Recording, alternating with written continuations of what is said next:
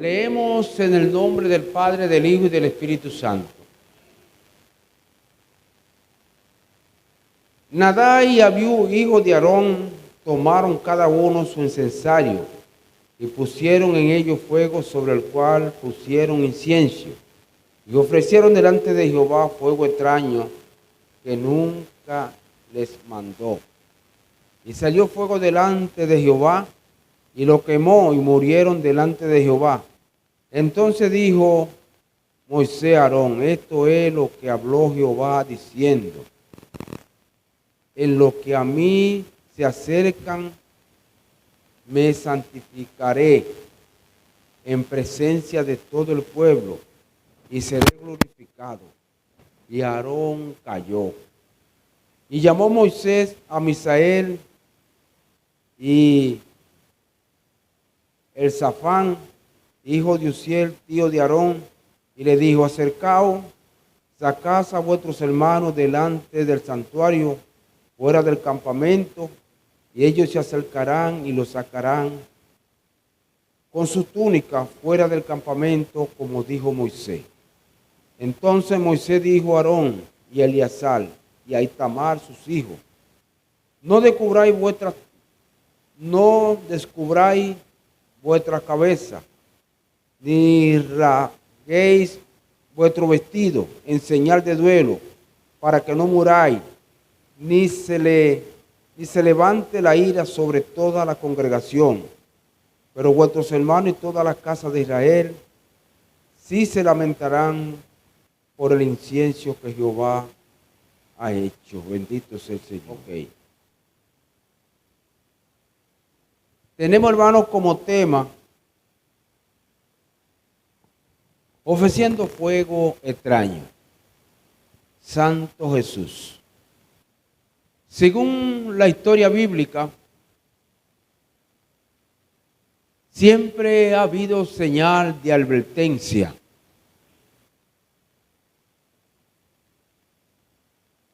La cual nosotros conocemos desde la antigüedad. Tenemos el caso de Adán a su comienzo.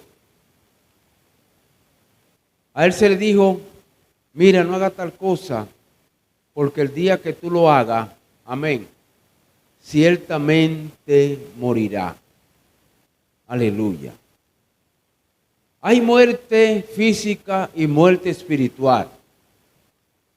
La muerte física tendría un beneficio cuando morimos físicamente, pero si llevamos el sello de la salvación, si guardamos una vida honrosa ante el Señor, esa es beneficiosa. Pero la muerte espiritual es cuando alguien espiritualmente está muerto, hasta aún en la congregación.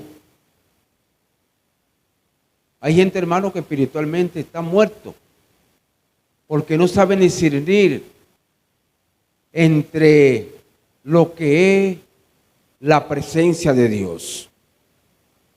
Quizá a veces podemos hacer cosas, aleluya, y traigo a la memoria una historia de la cual a usted le gusta mucho que yo hable.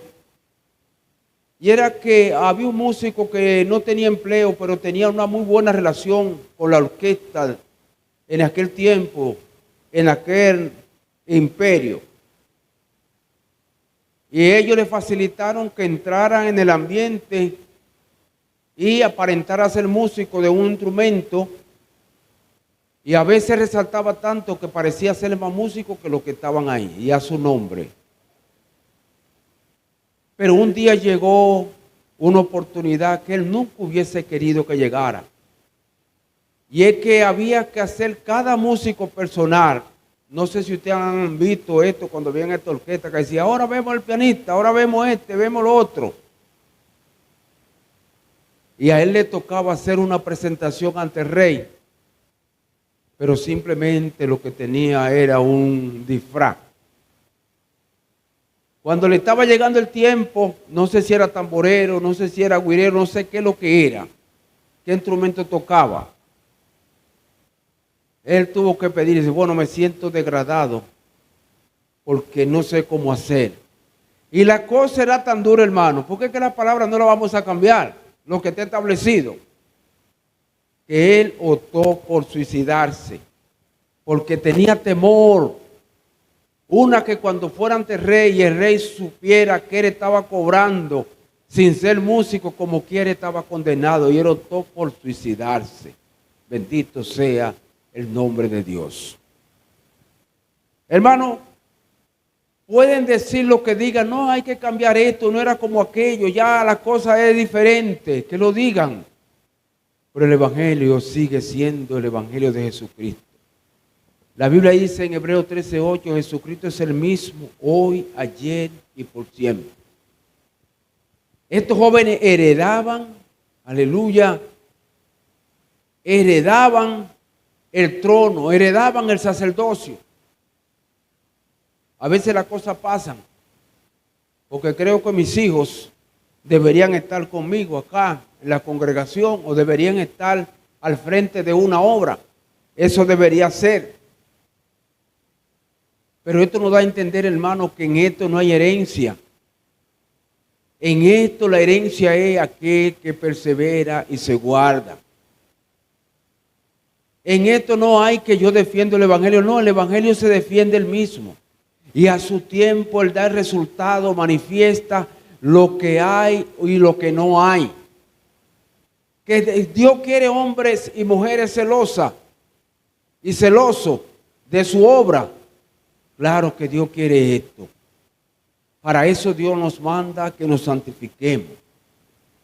Él le dijo a Moisés y también se lo repitió a Josué cuando tomó el mando. Creo que en Deuteronomio 30 le dijo, hoy te he puesto delante de ti la vida y la muerte, pero escoge bien, escoge la vida. Aleluya. Escoge la vida. Cuando se habla de vida, estamos hablando de una vida sana. Estamos hablando de muerte espiritual. Dijo, escoge bien, escoge la vida. Porque una vez que nos apartamos de lo que establece la palabra, hermano, estamos muertos espiritualmente. Y a su nombre. Estamos muertos, hermano. ¿Por qué que vamos a caer en una situación que no vamos a poder salir de ella? Y de la única manera que nosotros podemos hacerlo, hermano, es hacerlo diferente a Nadab y Abiú. A Nadab y Abiú eran hijos de Aarón, de rey. Ellos por orden le tocaba ministrar, pero parece que ellos no estaban en ese ambiente. Y un día fueron y ofrecieron fuera de lo normal fuego extraño ante la presencia de Dios. Y Dios los calcinó ahí mismo. Dios estaba tan incomodado, aleluya, podríamos decir, que le dijo a Moisés, dile a Aarón y a los familiares que no se atrevan a hacer luto, a quejarse por la situación que ha pasado, a hacer lamento, si no quieren que mi ira también se derrame sobre de ellos. Dice la historia que el lamento fue, y dice, el lamento fue prácticamente para el pueblo. Y llamó Moisés a Misael y a Elzafán, hijo de Uziel, tío de Aarón, y le dijo, acercaos y sacad vuestro hermano delante del santuario, fuera del campamento. Y ellos lo sacaron, y lo sacaron con su túnica fuera del campamento, como dijo Moisés. Aleluya. Entonces Moisés dijo a Aarón y a Eleazar y a Timar, sus hijos, no descubráis vuestra cabeza, ni rasguéis vuestro vestido, en señal de duelo, para que no muráis, y se levante la ira sobre toda la congregación. Pero vuestros hermanos y toda la casa de Israel sí se lamentarán por el incendio que Jehová ha hecho. Alabado sea el Señor. Cuando pasa el fracaso, el mundo se lamenta. Oye, ¿qué es lo que ha pasado? Pero la casa tenía que mantenerse. Los sacerdotes se cubrían su rostro con su vestimenta cuando estaban en la presencia de Jehová. Y él le dijo, dile que tenga mucho cuidado de hacer duelo. No vaya a ser que se encienda la ira. En otra palabra, yo acabe con todos ellos. Las palabras de Dios son duras, hermano. Nuestro deber es obedecer a la palabra de Dios. Yo siempre hablo y digo esto.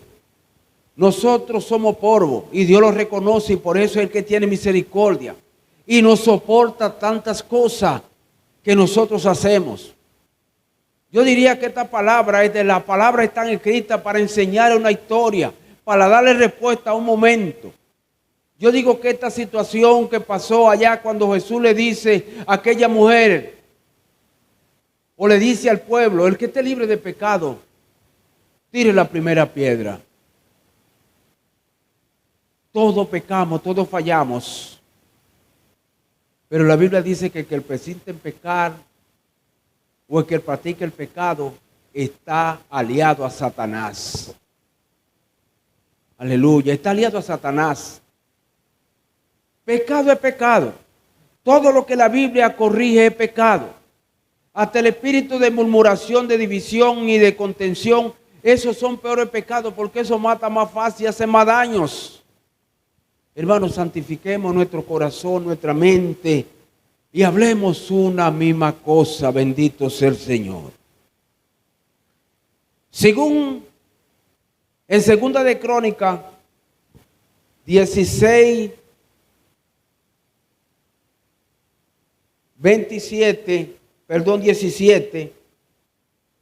hay una historia muy triste, muy lamentosa. Dice reinado de Usías.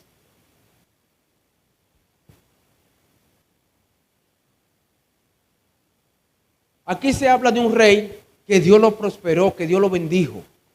Un rey exaltado, fuerte, tenía de todo, se parecía en la bendición de la historia a este señor Job. Tuvo tanta bendición como la tuvo Salomón. Pero un día Dios los bendijo y entendió que ya él no tenía que depender. Ya él era ese rey.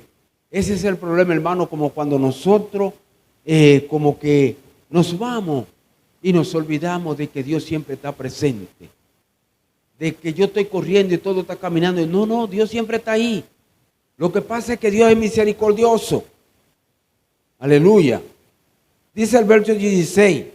Ustedes leerán esta cita después en el capítulo 26 de Segunda de Crónicas, porque el tiempo avanza. Mas cuando ya era fuerte, su corazón se enalteció para su ruina, porque se rebeló contra Jehová su Dios, entrando en el templo de Jehová para quemar incienso en el altar del incienso. Este hombre no escuchaba a nadie. Ahí estaban los santos, estaban los sacerdotes, los hombres de Dios. Dice, y entró a traer el sacerdote Azarías, con él 80 sacerdotes de Jehová, varones valientes, y se pusieron contra el rey Usías, y le dijeron, no te corresponde a ti, oh Usías, quemar incienso a Jehová, sino a los sacerdotes, hijos de Aarón, que son consagrados para quemarlo. Sal del santuario, porque ha prevaricado y no será para gloria delante de Dios. Tengamos cuidado cómo usamos el altar. Aleluya. Santo sea el Señor. En Radio Visión Cristiana, en los tiempos 80 había una programación y cada persona tenía que orar, aunque sea media hora antes de tener el locutor, de tener su intervención. Hermano, y a veces a nosotros no nos da tiempo ni de orar. A mí me dan una participación, cuando a mí me dan el mensaje, aún en la congregación, que sé que lo tengo, yo estoy preocupado, porque estoy queriendo saber qué es lo que Dios pone delante de mí, qué es lo que pone en mi mente, en mi corazón. Quiero saber eso. Y todavía uno está ahí y viene y ora pidiéndole al Señor que le ayude a validar lo que tiene. No vaya a ser que en ese momento tú estés hablando diciendo que Dios te dijo. Y entonces convertir al Señor en hablador o mentiroso. De esto está muy lleno las iglesias evangélicas. Muchos emocionalistas diciendo, el Señor me dijo, el Señor me está diciendo, el Señor me reveló. Tenga cuidado. Y si Dios te coge como instrumento y te revela y tú sabes que tu vida no está buena, ay, bueno, yo voy a tener que santificarme porque Dios me está usando como instrumento, me está dando cosas terribles. Y con mi comportamiento la gente no van a aceptar lo que Dios me está diciendo. Y a su nombre. Aleluya. Alabado sea el Señor.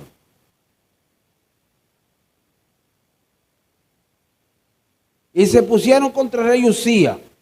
Y le dijeron, no te corresponde a ti, Usías, quemar incienso a Jehová, sino a los sacerdotes, hijos de Aarón, que son consagrados para quemarlo. Sal del santuario, porque has prevaricado y no te será para gloria de Jehová, Dios. Entonces Urías, teniendo en la mano un incensario para ofrecer el incienso, se llenó de ira y en su ira contra los sacerdotes, la lepra le brotó en la frente y delante de los sacerdotes en la casa de Jehová, junto al altar del incienso. Aleluya. Dios, a veces la gente dice, pero ¿y dónde está Dios que Dios no ha agarrado y ha matado y ha hecho? No. Él es misericordioso, grande en misericordia y lento para la ira. Pero un día Dios está esperando. Eso es como cuando se pregunta, pero el Señor no ha venido, tanto que dice que vienen. Pero un día Él va a venir.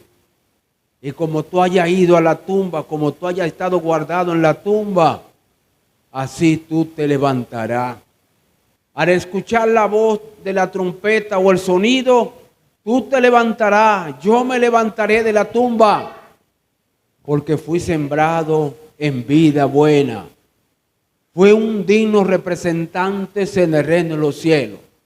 Aleluya. Hermanos, por más desagradable que yo pueda ser, aleluya, como quiera hay que amarme hasta que el Señor determine. Aleluya. Hay que amarme, hay que soportarme. Gloria a Dios. Hay que apoyar la obra, que la obra es de Dios.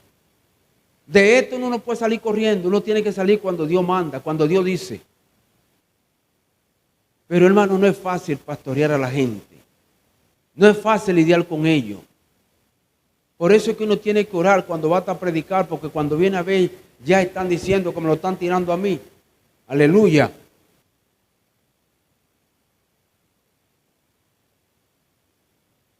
A veces hay hombres y mujeres que tienen trayectoria de vida de pecado. Y la gente siempre, escuché una mujer que es una predicadora que ahora ella condena a las mujeres, estas mujeres que predican, que Dios lo ha bendecido, porque es que Dios hace con quien quiera. Yo no me puedo enojar porque Dios ya ha bendecido a aquel predicador, porque aquel hombre está bendecido.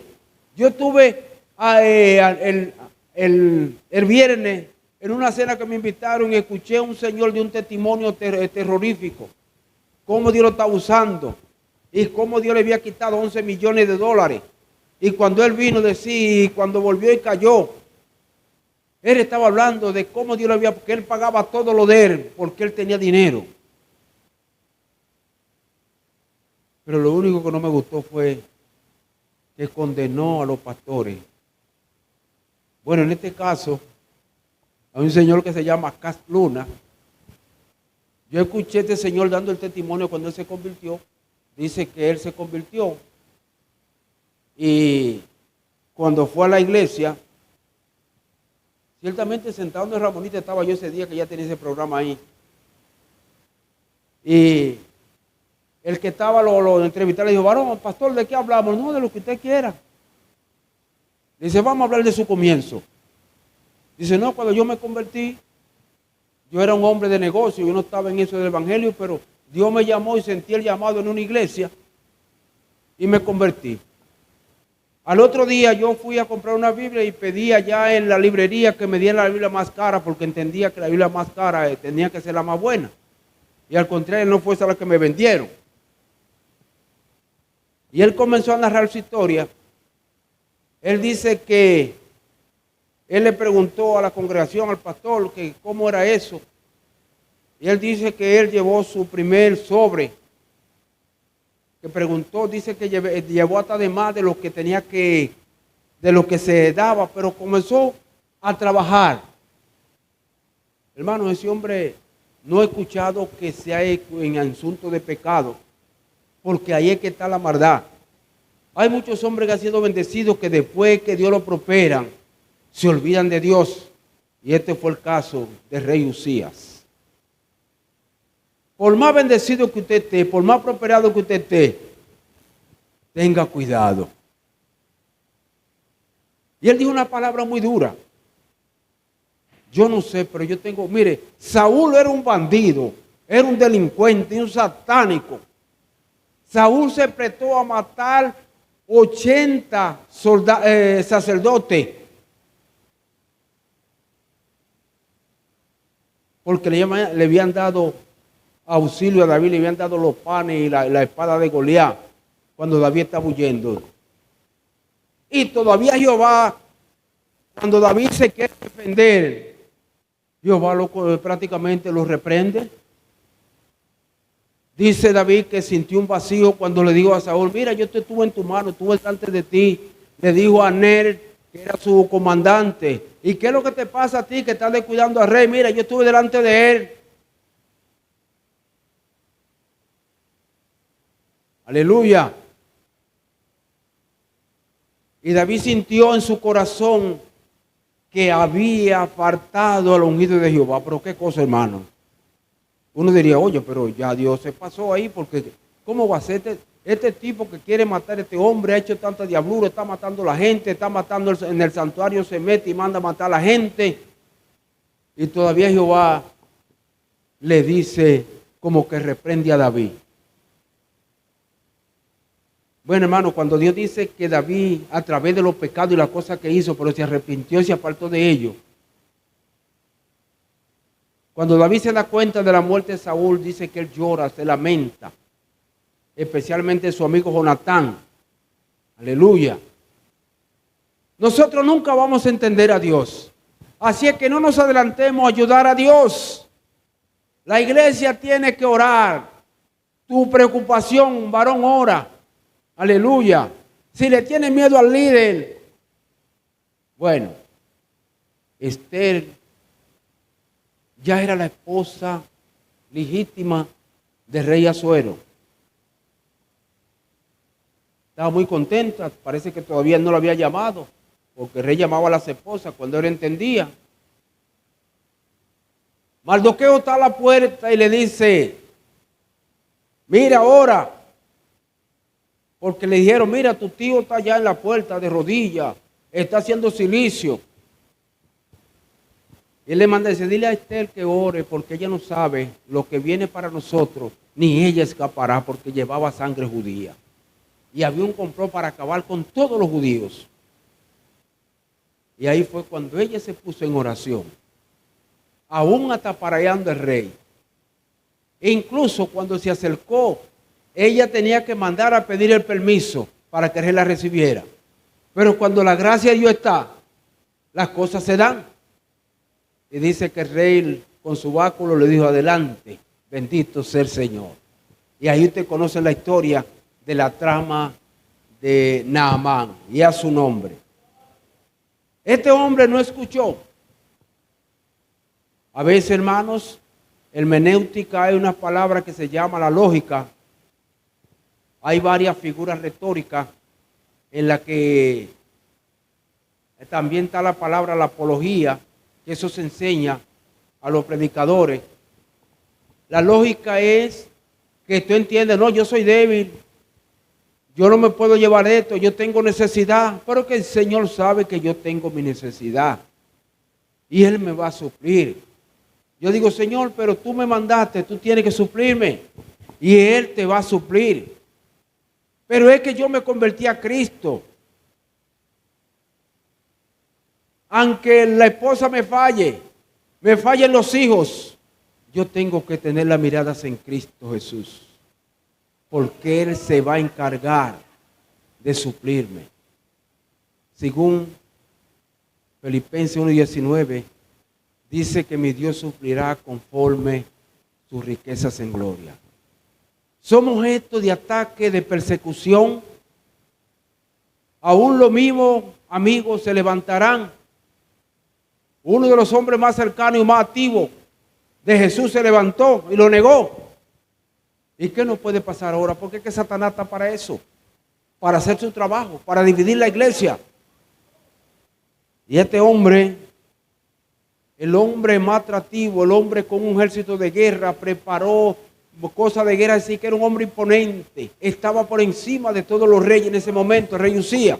Si usted quiere leer la historia, porque usted vea cómo este hombre fue prosperado, la riqueza, la ganancia que tenía, pero no se conformó, como que menospreció a Jehová. Dijo, qué hombre, pero este dice que sacerdote, estos viejos ahí que están ahí hablando siempre, y esto, dijo, en un momento entró con el incensario en la mano. No era lícito al rey hacer esto.